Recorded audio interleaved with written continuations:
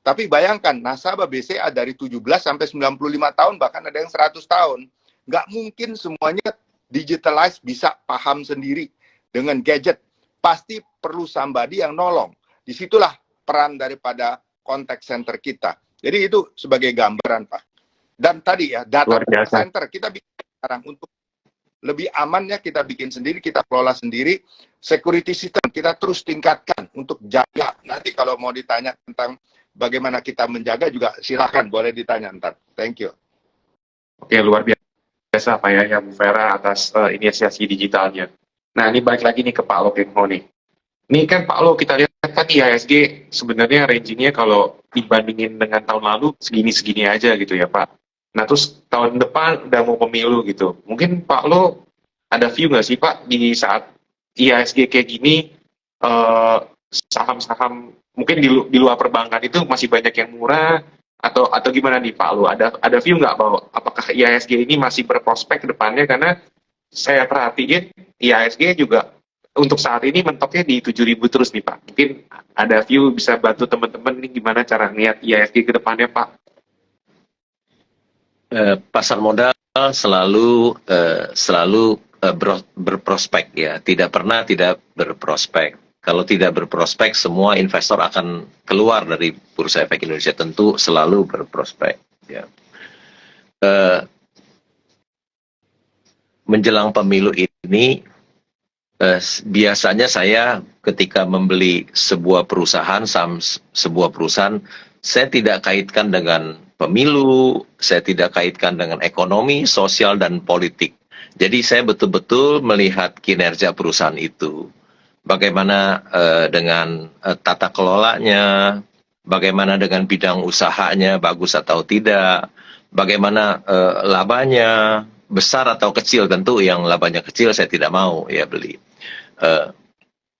Apakah labanya itu bertumbuh dan valuasinya juga wajar, tidak mahal seperti itu. Jadi ketika saya membeli dan biasanya yang saya lihat setelah selesai pemilu biasanya harga saham itu pada naik, pada meningkat ya.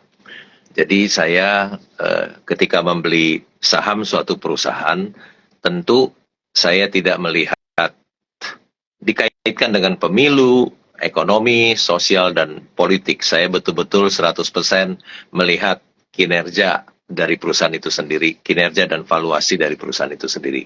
Begitu Pak Andre. Oke, luar biasa Pak Lo. Nah, ini nih mungkin saya kasih pertanyaan yang cukup menarik nih. Misalnya Pak Lo nih, kalau BCA itu harganya nggak semahal sekarang gitu.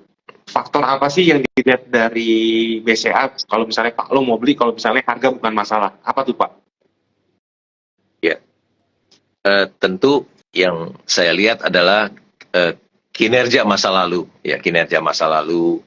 Kalau kita lihat 23 tahun yang lalu ketika IPO tahun 2000 sampai sekarang kinerjanya meningkat 26.000%, ada memberikan capital gain 26.000%, dan itu juga didukung oleh fundamental perusahaan, kinerjanya meningkat, labanya terus meningkat selama 23 tahun.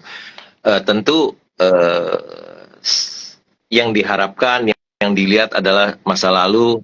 Tentu kita investor mengharapkan kinerja masa lalu itu terulang di masa yang akan datang. Itu melihat kinerja masa lalu ya, dengan harapan kinerja masa lalu itu bisa terulang di masa depan. Jadi kalau 23 tahun yang lalu sudah menghasilkan capital gain kepada investor 26.000%, diharapkan 23 tahun ke depan terjadi hal yang sama.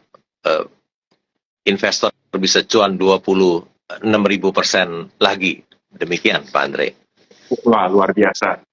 Jadi ini teman-teman saran yang sangat bermanfaat nih kalau buat teman-teman yang lagi screening saham, pengen cari company yang seperti BCA, mungkin bisa dikasih tahu ke kita juga gitu, kita pengen invest itu, bisa ada. Soalnya BCA itu one of a kind loh di IHSG gitu. Mungkin saya track kinerjanya bersaing lah sama Apple, bersaing sama Google yang harga kinerja sahamnya luar biasa.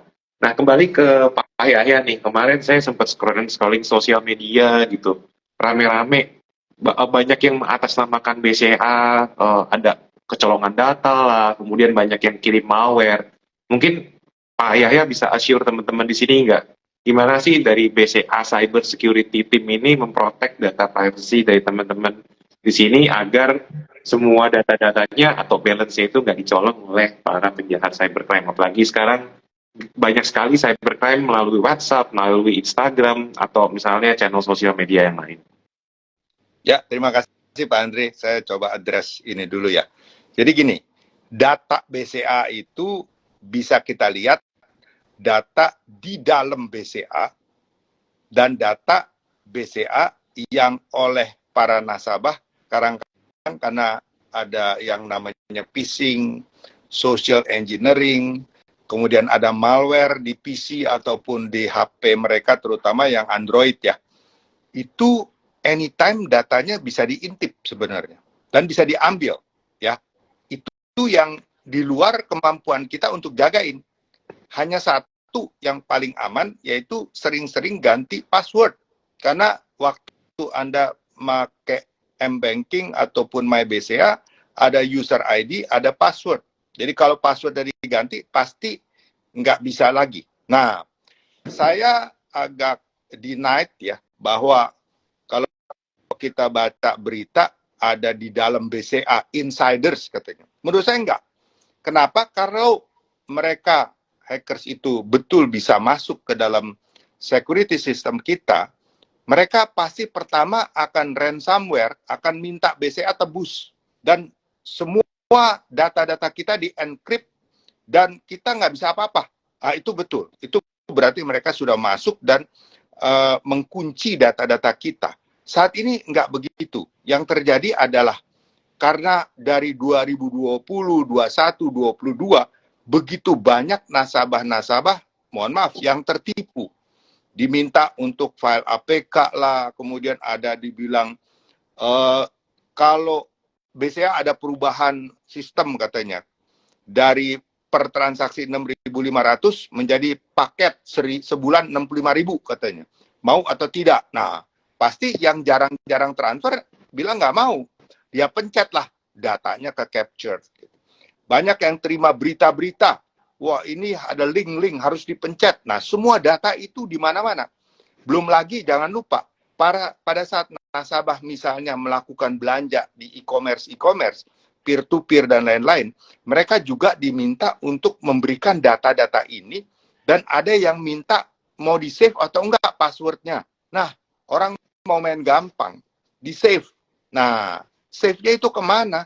Ke tanda petik e-commerce ataupun peer-to-peer. Ya, saya nggak mengatakan di sana nggak aman ya, tetapi sekian ratus atau sekian ribu yang beredar, kita nggak tahu apakah ada yang betul-betul sudah comply. Saya yakin e-commerce yang besar-besar, yang punya nama, pasti sudah well protected ya. Tetapi di luar itu kan masih banyak peer-to-peer yang tanda petik baru lahir, yang tidak siap untuk security-nya.